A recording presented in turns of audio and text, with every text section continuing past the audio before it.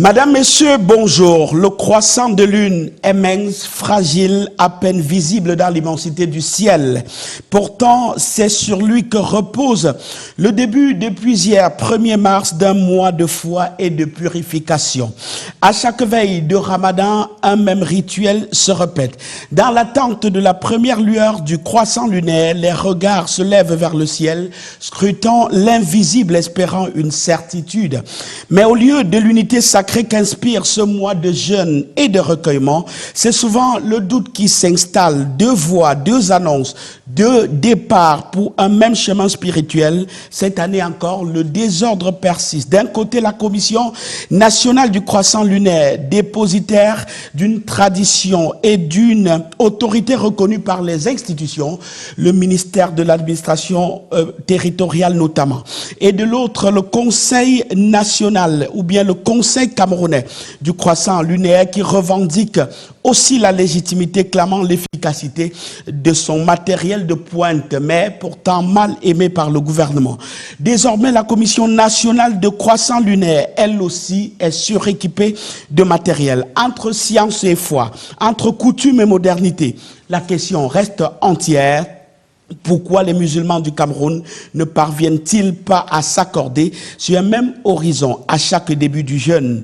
Pour répondre à cette question et à bien d'autres, nous avons invité le professeur Souleymane. Il est le porte-parole de la Commission nationale du croissant lunaire. Bonjour professeur et bienvenue sur le plateau de la Rétro. Assalamu alaikum wa rahmatullahi wa barakatuh. C'est un plaisir de retrouver le plateau des Canal 2 international qui est aussi ma maison.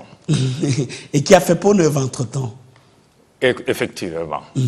Alors, entre le lancement de l'opération d'enrôlement physique de la carte nationale d'identité en 48 heures, la crise des ordures constatée par le Premier ministre chef du gouvernement et bien d'autres sujets, voici le round-up de l'actualité tel que traité par notre rédaction cette semaine.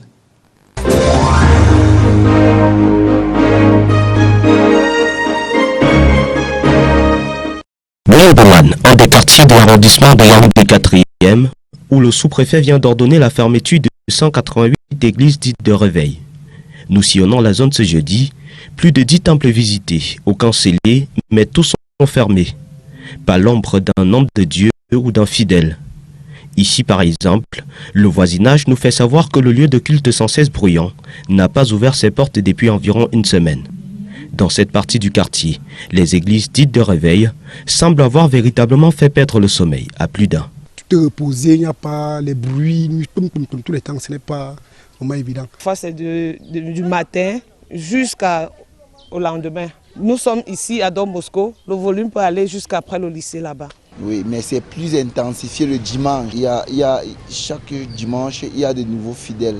En contrebas, cet habitant du quartier qui a requis l'anonymat nous conduit vers un autre lieu de culte qui aura à jamais marqué l'un de ses compagnons. Sur les lieux, aucune plaque de renseignement. Selon notre guide, son compagnon a vu son mariage parti en ruine une fois que son épouse a commencé à fréquenter le temple. Qui est venu sans enlever sa femme et les enfants. Quand les enfants lui voient, les enfants fuient ses mains. Quand ils partent où ils sont, ils changent de maison. Le pasteur les met dans cette chambre. Le lendemain, il les prend. Quand on sent qu'il connaît déjà la place, on les envoie là-bas. C'est comme ça qu'on les balance. Cette femme est dehors comme ça, elle ne connaît même plus sa famille. Toute sa belle famille, on parlait à la fille fatiguée, elle a dit qu'elle préfère mourir. Au sein du voisinage, les plaintes sont les mêmes. Les voisins se plaignaient parce qu'ils criaient trop dans la nuit, ils faisaient le tapage, ils criaient, ils pleuraient, ils sautillaient, tout ça. Dans le quartier, la mesure du sous-préfet est saluée des deux mains. Toutefois, elle ne concerne que les églises de réveil non autorisées. Celles en règle n'ont rien à craindre, même si, hors caméra, certains responsables restent solidaires, estimant que l'État devrait faire de même avec les auberges, les bars et autres débits de boissons.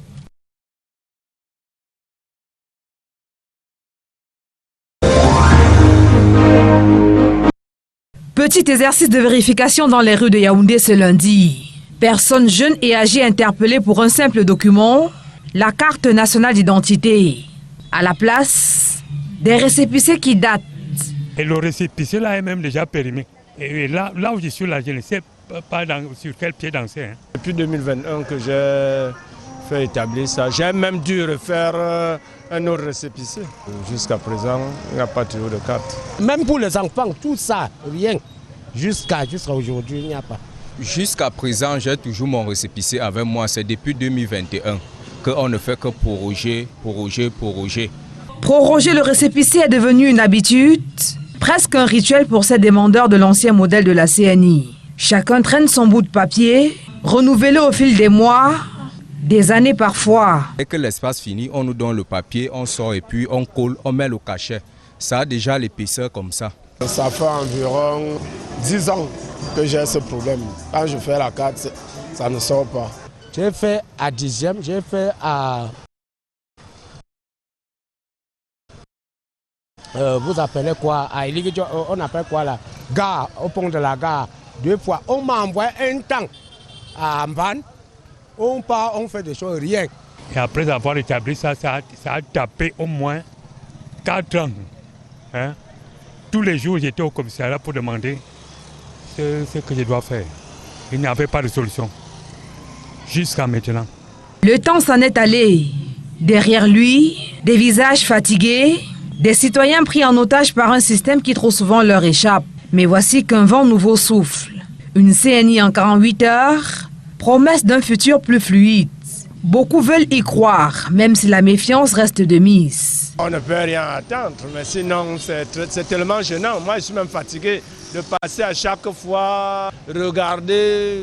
Bon, c'est vraiment effrayant, c'est pas du tout normal. Est-ce qu'on doit même garder espoir, hein? C'est quelque chose qui doit couler comme de l'eau de roche, hein? Une carte d'identité. Parmi ces derniers, il y a ceux qui luttent contre une autre injustice, le cauchemar de la double identité. Coincés entre 2 noms, 2 dates de naissance, ils espèrent eux aussi que cette révolution annoncée les prendra en compte.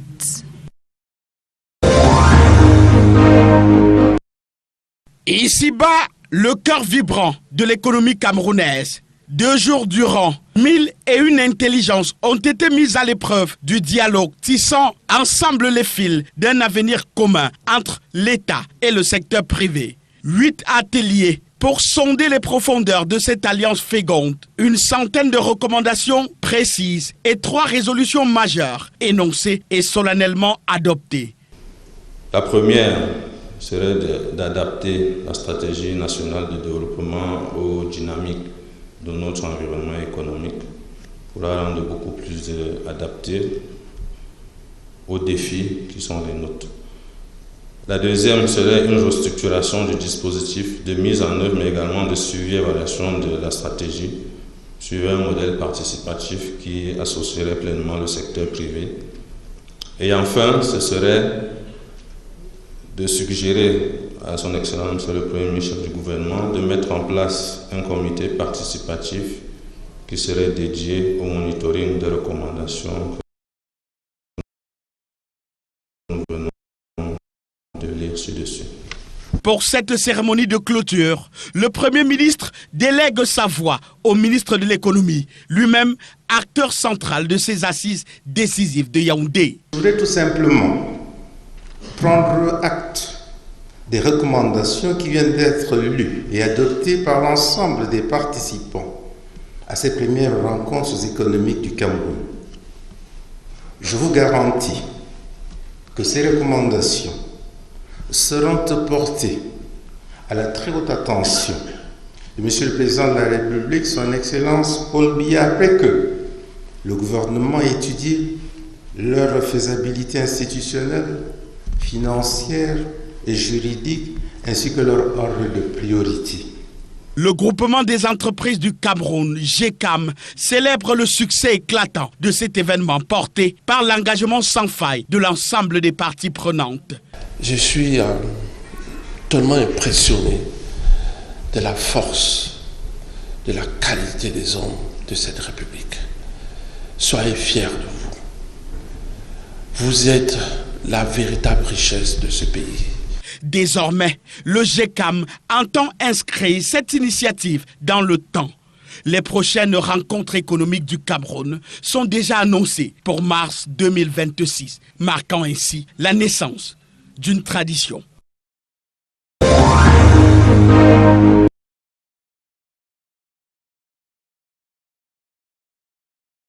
Des bacs à ordures qui débordent un peu partout à Yaoundé. La capitale camerounaise ne sent pas la rose en cette fin du mois de février. Les déchets ménagers jonchent les grands carrefours et autres grands espaces, comme ici au marché Mokolo dans le 2e arrondissement. Malgré la forte odeur qui empeste les lieux, les petits vendeurs poursuivent sans aucune gêne l'exercice de leurs activités. Bon, pour nous, ça nous dérange, mais on va faire comment? Il n'y a pas moyen. Des fois, ça remplit, c'est nous-mêmes qui dégagent ça pour que les taxis circulent. Ça sent trop. Le poubelle, c'est trop ici, même à Mokolo, là, ici. Ça draine beaucoup. La situation atteint le seuil critique ici au quartier Obili dans l'arrondissement des Yaoundé 6e, où les décharges à chaque 100 mètres s'avancent peu à peu vers la chaussée. Ça sent beaucoup, tu vois, ça provoque des maladies telles que les cancers, telles que les paludismes, tout là. C'est un truc vraiment bizarre. Selon les populations riveraines, cela fait plusieurs semaines que des agents en charge de la collecte des déchets n'ont pas été aperçus dans la zone. Ça fait maximum plus d'une semaine que cette poubelle est là. Là où c'est là, il faut voir les enfants mettre le feu même par là. Ça attend juste le feu, là où c'est là. Le constat est le même dans la quasi-totalité des 7 arrondissements du Fundi. Yaoundé est-elle décidément devenue une ville poubelle? Une question que se pose également le Premier ministre Joseph Dione Gouté.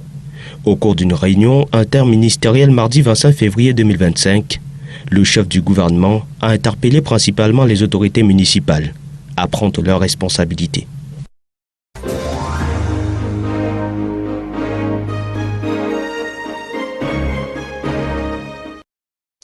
Madame, Messieurs, bienvenue. Si vous nous rejoignez seulement maintenant dans le cadre de cette émission, vous regardez la rétro avec comme invité cette semaine le professeur Suleiman. Il est porte-parole de la Commission nationale du croissant lunaire. Professeur, bienvenue une fois de plus. Merci. Alors, vous avez entamé le jeûne du Ramadan depuis hier. Alors, je voudrais comprendre un tout petit peu. C'est l'un des 5 piliers de l'islam, au-delà de l'abstinence alimentaire et de toute autre abstinence. Quelle est la véritable essence spirituelle et morale du jeûne de Ramadan? Bismillah, alhamdulillah, salatu wassalam ala rasulil karim, amma ba'd, assalamu alaikum wa rahmatullahi wa barakatuh. Le jeûne du mois de Ramadan fait partie des 5 piliers de l'islam, des 5 fondamentaux sur lesquels repose la religion musulmane. Jeûner signifie s'abstenir de manger, de boire et de tout ce qui est interdit, de l'aube jusqu'au coucher complet du soleil, pendant 29 ou 30 jours. Il faut le rappeler, le calendrier hégirien repose sur le cycle lunaire. Le mois a minimum 29 jours et maximum 30 jours. En réalité, jeûner signifie afficher un comportement idéal pour se rapprocher de son Créateur, Allah le Très-Haut, et pour renforcer la relation avec son prochain. Alors, certains fidèles considèrent ce jeûne comme une obligation rituelle, d'autres comme un chemin de purification intérieure. Comment l'islam ou bien le Coran encadre-t-il cette dualité de discipline et de foi? Effectivement, le jeûne fait partie des piliers de l'islam. Donc, le musulman qui remplit les conditions doit jeûner.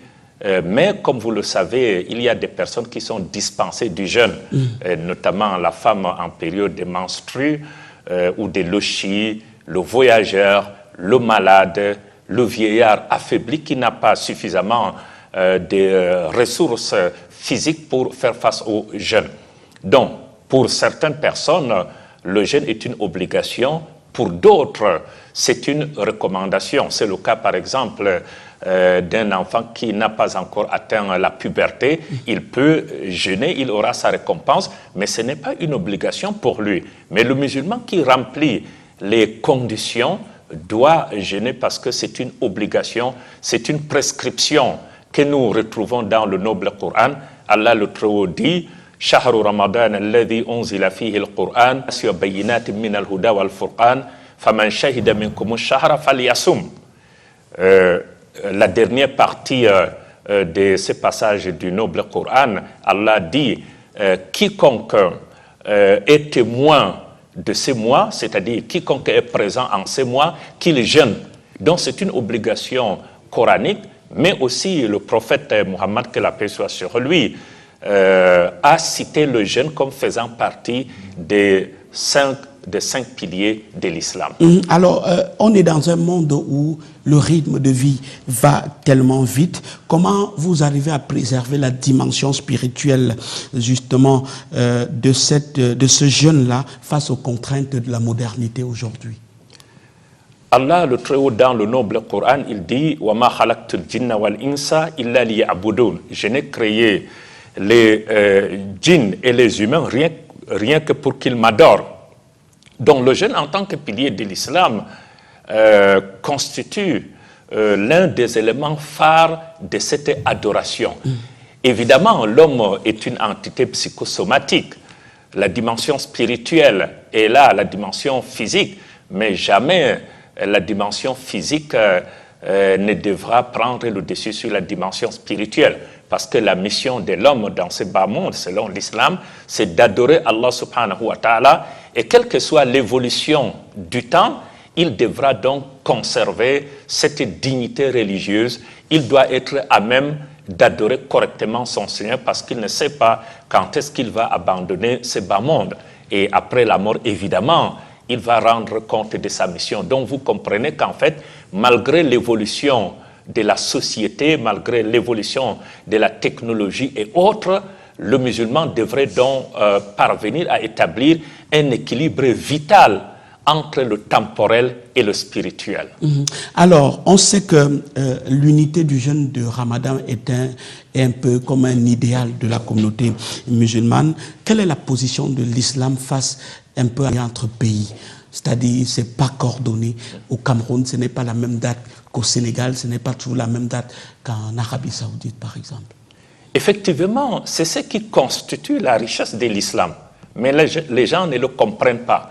Autrement dit, au Cameroun, en ce qui concerne le jeûne du mois de Ramadan, depuis la création de la Commission nationale du croissant lunaire, en 1994, les oulémas, c'est-à-dire les érudits de l'islam, les spécialistes, les acteurs des associations islamiques et les imams ont décidé que pour le début et la fin du mois de Ramadan au Cameroun, on s'en tient exclusivement à la vision du croissant lunaire au plan local. Islamiquement, c'est faisable et c'est valable.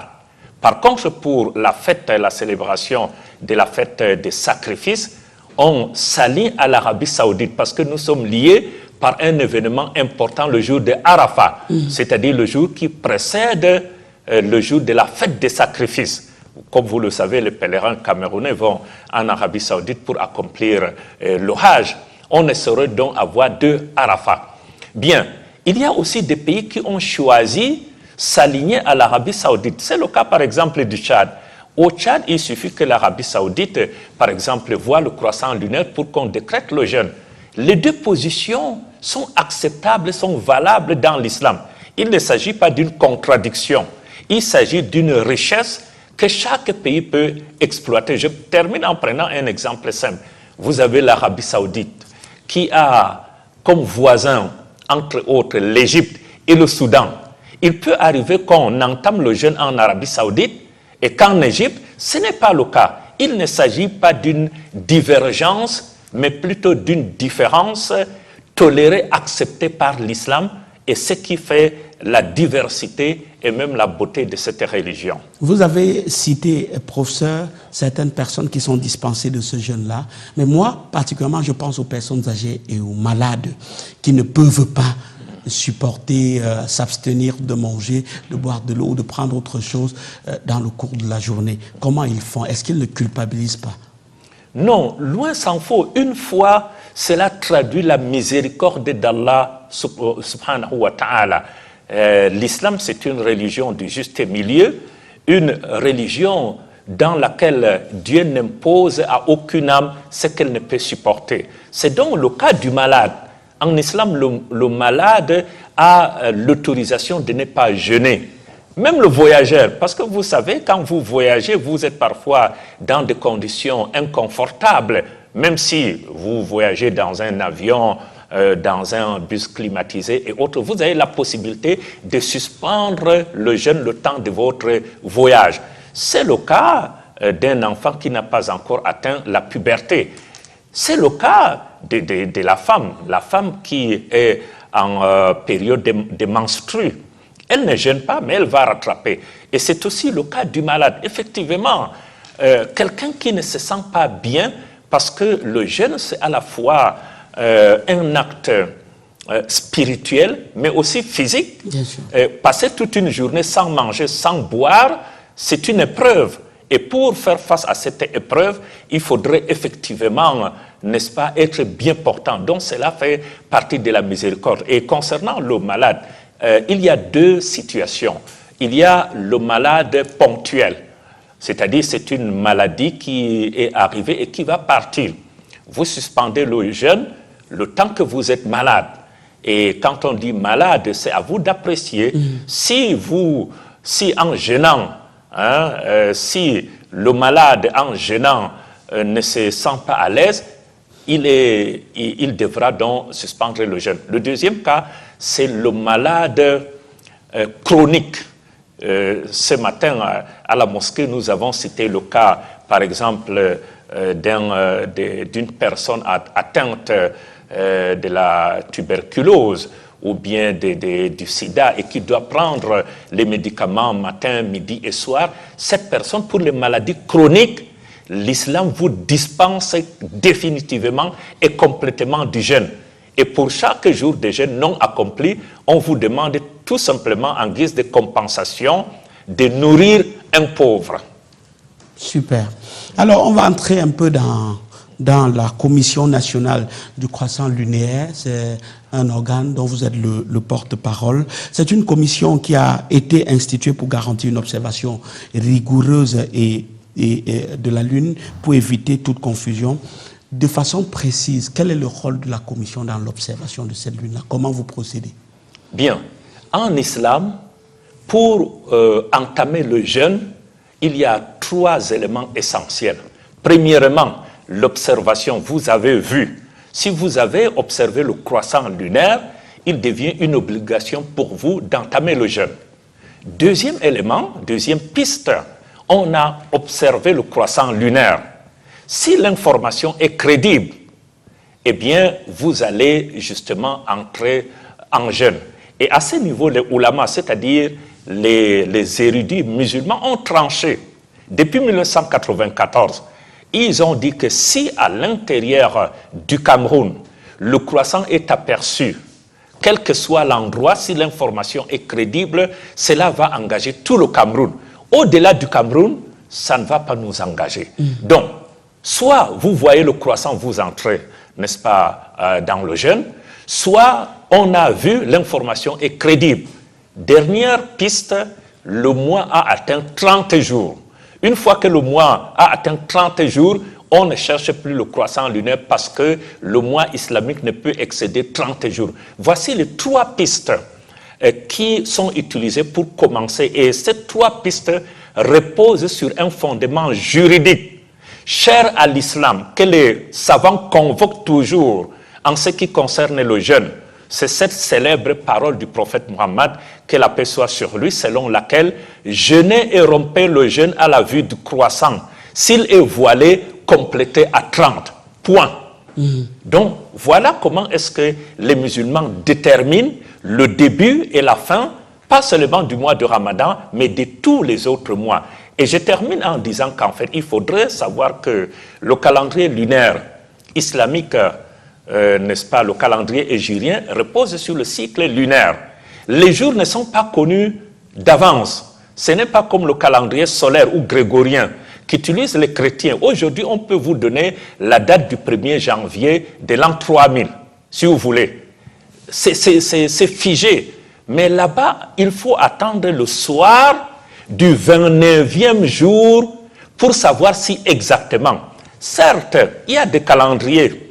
Nous-mêmes, dans le cadre des activités de l'Association culturelle islamique du Cameroun, nous fabriquons des calendriers qui déterminent la durée des 12 mois islamiques.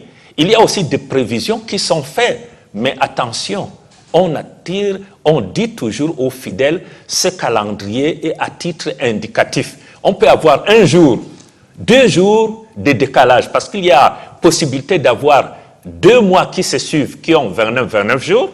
Il y a la possibilité d'avoir 2 mois qui se suivent, qui ont 30 jours. Enfin, on a la possibilité d'avoir un mois de 29 et un mois de 30 jours. Donc, c'est tous ces éléments qu'il faudrait prendre en compte pour déterminer, n'est-ce pas, avec rigueur, le début et la fin du mois de Ramadan. Suleiman, la tradition islamique a donné 2 possibilités pour observer justement. Il y a l'observation visuelle de la Lune, mais il y a aussi les calculs astronomiques. Mais on a l'impression que vous avez choisi juste l'observation de la Lune. Est-ce qu'il vous arrive de temps en temps de faire des calculs astronomiques pour déterminer le début du jeûne? Bien. D'abord, en tant que musulman, il faut savoir que l'astronomie a occupé une place importante, n'est-ce pas, dans les sociétés musulmanes, surtout au Moyen-Âge. Les musulmans ont été des grands savants en astronomie, en géographie, en mathématiques, ainsi de suite. Il n'y a pas de problème avec l'astronomie. L'astronomie, c'est quoi? C'est la science qui étudie les astres, comme la géographie, la science qui étudie, n'est-ce pas, la Terre, ainsi de suite. Il n'y a pas de problème à ce niveau. Mais en fait, certaines personnes s'appuient sur l'astronomie, entre guillemets, pour verser dans ce qu'on appelle l'astrologie. Voyez-vous, l'astrologie, il y a des gens qui font des prédictions, d'accord? L'astrologie, dans les journaux et autres, on va vous dire que bon, si vous êtes ceci, voilà ce qui va vous arriver, ainsi de suite. En fait, c'est de ça qu'il est question. Nous ne sommes pas contre l'astronomie, mais il ne faudrait pas que l'astronomie vienne contredire la démarche authentique que le prophète sallallahu alayhi wa sallam nous a enseignée en matière de la recherche du croissant lunaire. Nous n'inventons rien en islam. On dit qu'en islam, l'avenir c'est dans le passé. Alors qu'ailleurs on dit que l'avenir, en fait, c'est la réussite pour les musulmans, c'est dans le passé. C'est-à-dire en s'appuyant sur ce qu'on appelle, n'est-ce pas, sur le prophète sallallahu alayhi wa sallam, qui est le modèle pour les musulmans et ses compagnons. Alors, comment ont-ils jeûné? Comment ont-ils géré cette question?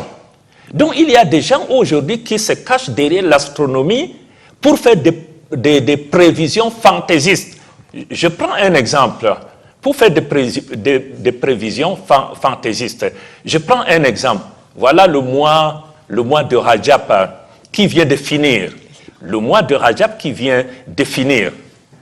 Une structure a annoncé, n'est-ce pas, le début du mois de Sha'ban, un jeudi. Nous, à la commission, nous avons annoncé plutôt un vendredi, parce que nous avons attendu le soir pour scruter et confirmer. Le lendemain, la même association a changé, est venue s'aligner à notre position parce que cette structure s'est rendue compte que dans la plupart des pays, c'était vendredi. Voilà, maintenant nous sommes... Vous parlez de quelle association? Le conseil... Bon, je ne suis pas là pour citer les noms. Mais le conseil camerounais du croissant lunaire. Vous pouvez deviner. Oui, oui. Et maintenant, pour le début du mois de Ramadan, des gens ont fait des prévisions. Les prévisions, on ne peut pas empêcher à qui que ce soit de faire des prévisions. Mais sachez que qui dit prévision dit forcément un caractère aléatoire. C'est-à-dire, ça peut tomber juste. Tout comme ça peut ne pas tomber juste. Vous êtes journaliste et vous savez, chez les journalistes, en fait, n'est-ce pas, les 99 trains qui arrivent à l'heure n'intéressent pas beaucoup le journaliste. N'intéressent même pas. Le train qui arrive en retard là, c'est-à-dire vous pouvez faire des prévisions. Quand ça marche, ok. Mais le jour où ça va rater, c'est le problème. Comme l'année dernière, vous l'avez vu. Bien sûr. Professeur, je voulais justement comprendre. Qu'est-ce qui manque pour que la commission national de croissant lunaire et le Conseil camerounais de croissant lunaire accordent le violon pour avoir une entité qui seule sera habilitée à gérer le croissant lunaire au Cameroun? Très bonne question. Moi qui vous parle, j'ai entrepris au moins 2 démarches pour que les différentes structures, la SIC, la SOVIC, l'Union islamique, s'asseyent et réfléchissent et pour coordonner leurs actions. La dernière tentative, c'est l'année dernière. Je suis allé à Douala. J'ai dit que le président de la SIC est à Douala, le président de la SOVIC est à Douala, le président de l'Union islamique du Cameroun est à Douala. Comme je suis à Yaoundé seul, je me déplace vers mes aînés. Je suis allé, on est allé à Douala. Bon, on s'est retrouvé dans les locaux de l'Union islamique du Cameroun. Cheikh Moubarak. Nous sommes même allés jusqu'à proposer la rédaction d'un communiqué unique signé par les 2 parties. Une fois sorti, les choses ont changé. Par la suite, il y a eu une équipe de médiation du Conseil supérieur islamique du Cameroun, dirigée par Dr Poufon Hamidou. Parce qu'on m'a dit, bon, écoutez, Dr Poufon, c'est quelqu'un qui connaît très bien Moubarak, ils ont grandi ensemble. On est arrivé à Douala, on n'a même pas pu voir Moubarak. La raison, c'était laquelle? Ah, la raison, je ne sais pas. L'équipe était glaciale, froide. Il nous a dit qu'il était occupé dans la matinée. On a attendu l'après-midi. L'après-midi, on nous dit que c'est plutôt le régional qui va nous recevoir. Le lendemain, il y a eu débat dans le groupe. On a dit non, nous sommes venus pour construire.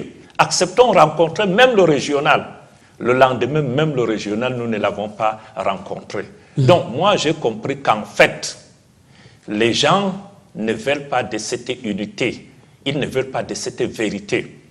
Et l'élément qui achoppe, c'est effectivement les calculs dits astronomiques ou les prévisions. Nous avons dit, nous sommes partants, pourvu qu'on mette de côté les prévisions. Attendons le soir du 29, nous avons les appareils, on se déploie sur le terrain. Voici l'Arabie Saoudite qui a des appareils hyper sophistiqués. Est-ce que vous avez déjà entendu l'Arabie Saoudite annoncer le début de Ramadan tel jour et tel jour? On attend le soir du 29, on se déploie sur le terrain et si le croissant est visible, on fait une note, on annonce. Alors dans cette mésentente entre les différentes unités-là, que fait la tutelle, le ministre ou bien le ministère de l'administration territoriale notamment? Effectivement, cette situation gênante a attiré l'attention de la tutelle, le ministre de l'administration territoriale, qui a sorti une note en bonne et due forme en 2021, dans laquelle il dit, ils sont, n'est-ce pas, ces personnes-là, de cesser de communiquer autour du croissant lunaire. Il y a une structure qui a la légitimité de le faire depuis 1994, à savoir la Commission nationale du croissant lunaire, dont le président est le très honorable Kavaïege Djibril, qui avait été désigné par ses pairs en tant qu'autorité traditionnelle. Sauf que ce rappel à l'ordre de l'autorité passe un peu comme de l'eau sur le dos d'un canard. Ça vous laisse donc apprécier. Parce que le Conseil camerounais de croissant lunaire continue de communiquer. Ça vous laisse donc apprécier la vraie identité de ces personnes. On ne va pas faire des a priori, professeur. Dans votre discours justement avec vous, Commission nationale de croissant lunaire avec le Conseil camerounais de croissant lunaire, l'argument souvent brandi par ses adversaires, vos adversaires, c'est le matériel de pointe qu'ils ont acquis pour scruter la lune ou pour faire ces calculs-là. Mais vous aussi, vous êtes mis à jour parce que vous venez d'acquérir un matériel de pointe. Je vous prie, professeur, de regarder avec nos téléspectateurs ou bien de découvrir dans ces moments d'exercice de l'utilisation de ce matériel-là ce reportage.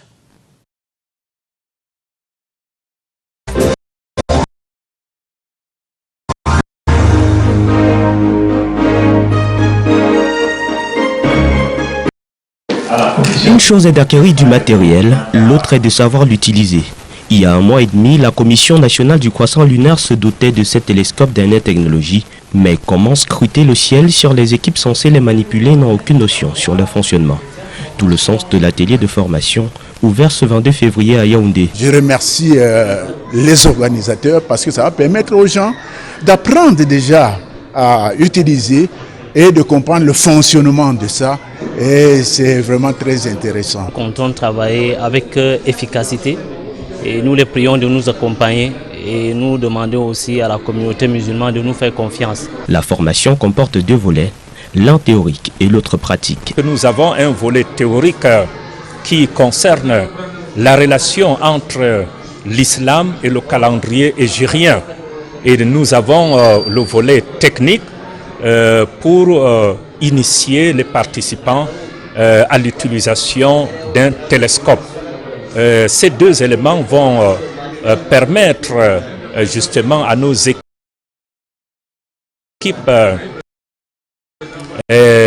d'être opérationnelles sur le terrain, surtout à quelques jours du début du jeûne du mois de Ramadan. Une fois formées, les équipes vont se déployer dès cette fin du mois sur les différents sites retenus à travers le pays pour donner à temps l'information sur l'apparition ou pas du croissant lunaire qui marquera le début du jeûne du mois de Ramadan.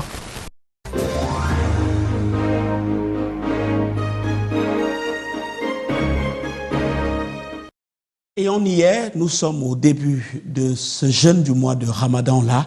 Quel a été l'apport de ce matériel de pointe que vous venez d'acquérir?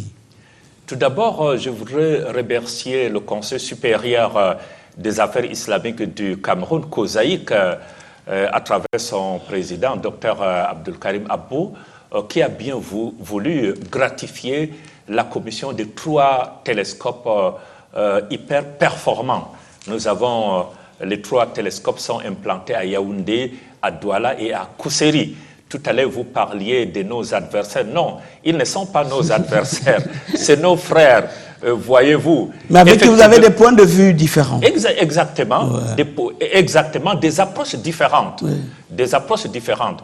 Effectivement, le télescope qu'ils possédaient était devenu pour eux peut-être, n'est-ce pas, pas un objet de chantage et autres.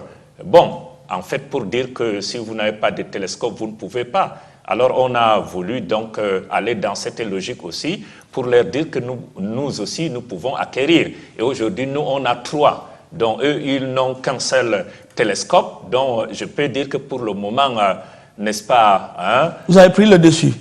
Bon, pas pris le dessus. Et nous comptons doter aussi les 7 autres régions, n'est-ce pas, chacune d'un télescope. Bien, l'apport, effectivement, avant d'être opérationnel, nous avons effectué une formation et par la grâce de Dieu, il y a eu des avancées appréciables. Donc, hier, nous nous sommes déportés sur le mont ACB, si je ne me trompe pas, vers Colbisson. Ça a été une expérience, n'est-ce pas, très riche. Nous étions en compagnie, et ça, Monsieur Arnold, c'est un élément essentiel. Il ne suffit pas seulement d'acheter un télescope. Quel est l'encadrement? Quel est l'encadrement par rapport à l'utilisation de ce télescope? Il ne s'agit pas d'acheter un télescope et de s'enfermer dans son bureau pour observer, pour valider et pour annoncer. Parce que c'est une question très importante qui concerne toute la communauté. Notre démarche est simple. En utilisant le télescope, nous avons mis des équipes de recherche du croissant lunaire, au sein desquelles il y a un technicien pur et dur, dont la fonction est de scruter le ciel, de manipuler le télescope. Ensuite, nous avons 2 ou plusieurs imams.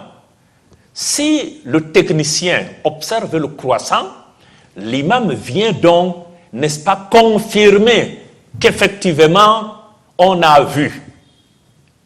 Et une fois ce travail fait, l'équipe soumet l'information à l'appréciation d'une autorité traditionnelle musulmane locale qui va valider avant de transmettre à la Commission nationale du croissant lunaire. C'est transparent, c'est inclusif. Vous avez vu, nous étions en compagnie, n'est-ce pas, hier, du chef de la communauté musulmane du Mfundi, qui est descendu sur le terrain.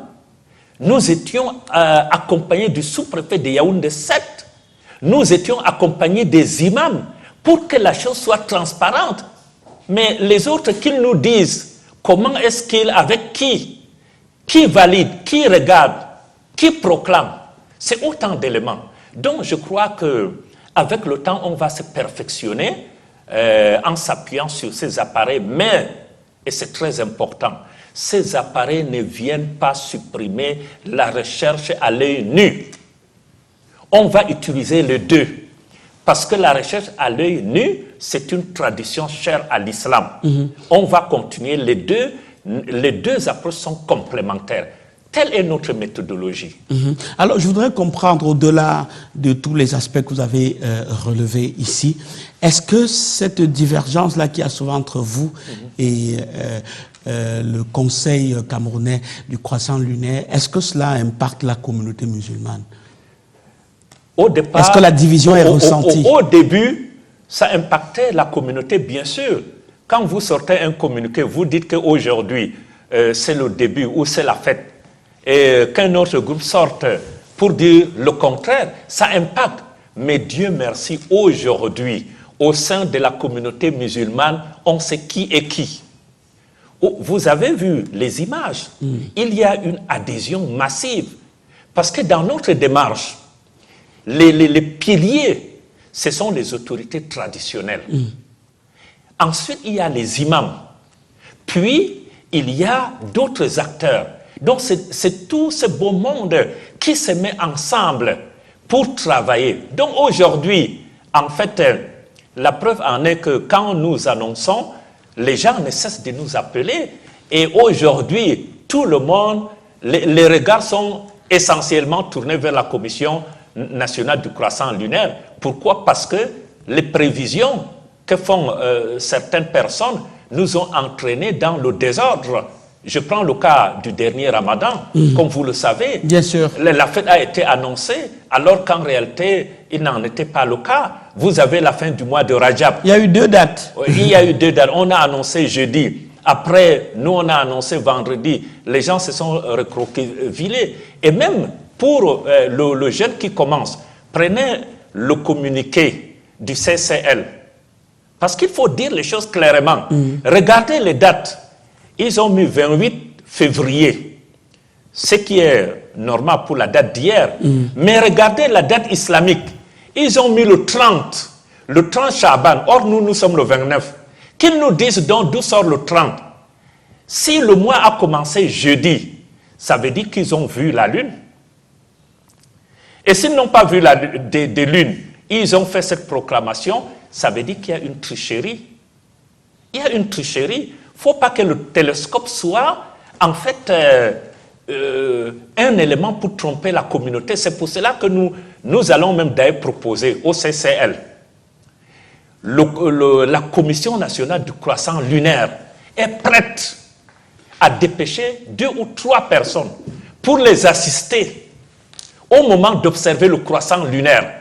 Je vous assure, si le CCL observe la lune et que nous, on ne l'observe pas, on va s'aligner. Mais je sais qu'ils ne vont pas accepter cette transparence. Pourquoi vous présagez qu'ils ne vont pas accepter? Je sais pourquoi. Parce qu'en réalité, ils s'appuient sur les calculs et non sur les appareils. Alors, et les calculs, je vous donne, les calculs, en fait, il y a une volonté d'aligner le Cameroun à l'approche de la France. Parce que la prévision, là, on connaît la sauce, là où ils les tirent. C'est-à-dire les calculs astronomiques ne sont pas efficaces.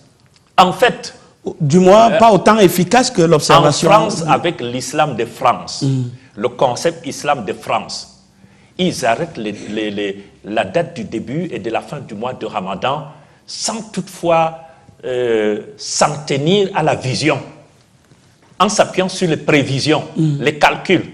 C'est cette approche-là que les gens veulent implanter au Cameroun. Mais je dis non, au Cameroun c'est impossible. C'est impossible. Est-ce que vous avez, par exemple, après l'imbroglio qu'il y a eu l'année dernière, tiré les conséquences de la peine que vous avez donnée aux autorités, par exemple, aux autorités administratives, ou bien aux institutions de prendre la décision de la date, par exemple, du férié? Effectivement, vous savez, l'administration est au courant de tout ce qui se passe. L'administration est au courant de tout ce qui se passe. Nous ne sommes pas dans une logique de bataille. Nous sommes dans une logique de construction.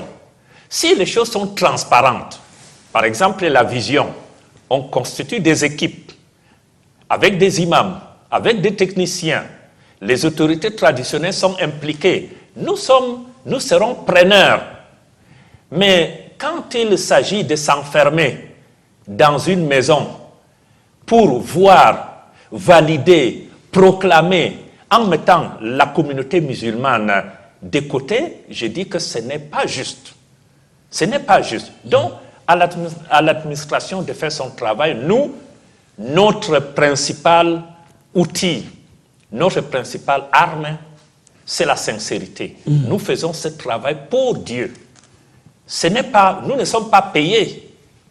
La Commission nationale du croissant lunaire, son budget de fonctionnement, c'est 0 franc. Je le dis ici.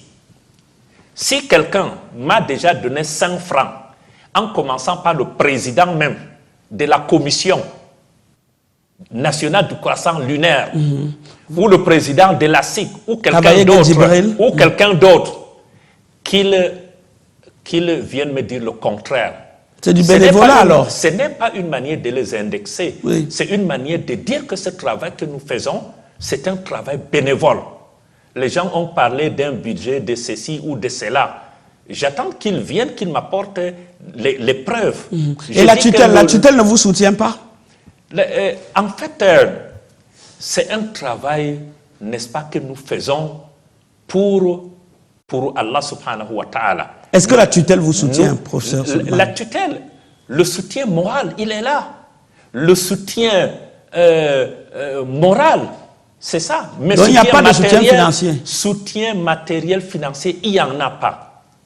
La seule structure pour le moment qui nous a gratifié de quelque chose, c'est le COSAIC, le Conseil supérieur des affaires islamiques du Cameroun. Donc tout ce que nous faisons, nous puisons dans nos poches. Mais les autres, effectivement, l'un des arguments que les autres ont utilisé, même qui a aiguisé leurs appétits, parce qu'ils ont dit que j'avais un budget de 28 millions. Voyez-vous?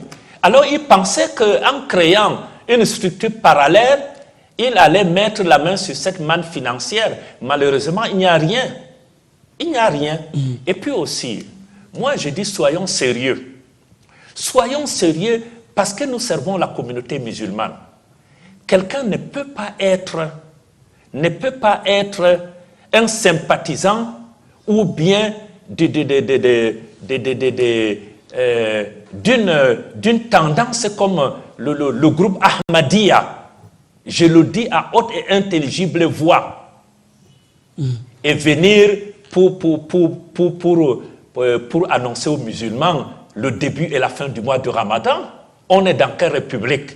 Le groupe Ahmadiyya, que beaucoup de musulmans considèrent comme des non-musulmans, parce que chez nous, ils sont en train de s'implanter ici et là. Et toi, monsieur, le secrétaire permanent, qui a des accointances avec ces gens. Bon, on ne va pas faire le procès des individus ici. Tout à fait. Nous sommes sur un plateau de télévision, nous informons tout simplement nos téléspectateurs. Absolument. Donc on ne va pas faire le procès des individus.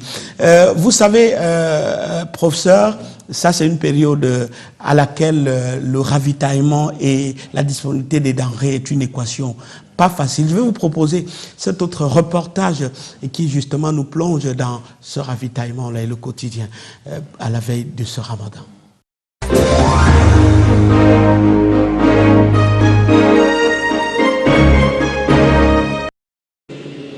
Son apport est indéniable pour de nombreuses familles musulmanes pendant le mois de Ramadan. La foire islamique de Yaoundé depuis 11 ans, se donne pour mission de rapprocher des produits de première nécessité au plus près de la communauté. Farine, bouillie, sucre et même des ustensiles pour la préparation et le service des repas durant cette période sont présents sur les étals. C'est une très belle initiative et le choix du moment est opportun aussi parce qu'à l'approche du Ramadan, les familles se préparent et si on peut sauver un peu d'argent en achetant moins cher, c'est encore une opportunité. Au-delà de la vente des produits alimentaires, l'on retrouve aussi du vestimentaire et de la joaillerie nécessaires pour la fin de cette période de purification. L'idée des organisateurs, fournir des produits de consommation de masse en qualité et en quantité à un prix abordable.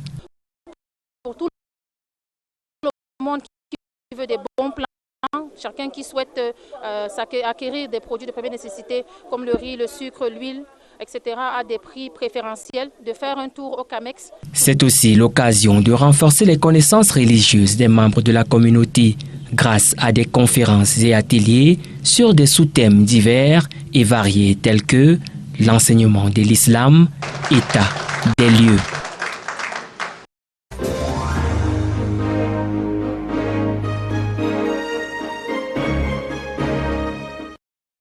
Le temps imparti à cette émission est presque terminé, mais je voudrais, professeur Suleiman, vous donner la parole pour que vous parliez aux musulmans pour cette période de jeûne.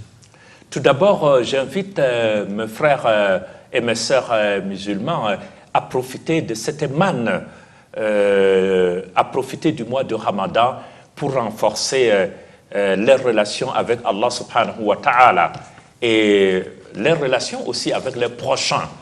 Et le mois de Ramadan, c'est aussi l'occasion pour multiplier les prières, invoquer Allah le Très-Haut pour le renforcement de la paix, de la sécurité et de la prospérité dans notre pays qu'est le Cameroun. Et au nom de la Commission nationale du croissant lunaire, je souhaite à tous les musulmans du Cameroun un bon début du mois de Ramadan et merci à Canal 2 pour cette opportunité. Et pour ceux qui sont souvent pris dans le piège de la confusion, vous leur dites quoi? En fait, nous leur disons que nos portes sont ouvertes. Nous, ce qui nous intéresse, c'est la transparence. C'est l'utilisation d'une approche qui est conforme aux enseignements islamiques. Nos portes sont ouvertes et d'ailleurs, comme je vous ai dit, si l'équipe d'en face est disposée, même à la fin de ce mois de Ramadan, nous allons dépêcher 2 ou 3 personnes pour assister à la recherche du croissant lunaire du côté du CCL. Pour nous, le plus important, c'est que le croissant soit vu et cette vision soit confirmée. C'est le plus important. Et demain, on pourra avoir davantage d'appareils pour être, n'est-ce pas, up-to-date et faire ce travail que la communauté musulmane du Cameroun attend et même tout le Cameroun. Parce que vous savez, la période du Ramadan, c'est une période qui engage directement ou indirectement toute la communauté musulmane. Nous sommes dans un pays certes laïque, mais le vivre ensemble est harmonieux et, n'est-ce pas, des règles. Merci d'être venu discuter avec nous. Je vous en prie. L'islam enseigne que les communautés ou la communauté musulmane est une, que le jeûne est une affaire de cœur autant que de discipline. Mais comment avancer ensemble quand le premier pas du Ramadan ne se fait pas d'un même mouvement? Notre appel est celui de la fusion et de la conjonction des forces pour le bien de la communauté. Merci à vous à la maison de nous avoir regardés. À la semaine prochaine pour une autre édition de la Rétro avec un nouvel invité autour d'un nouveau sujet. Restez sur la chaîne toujours plus près de vous.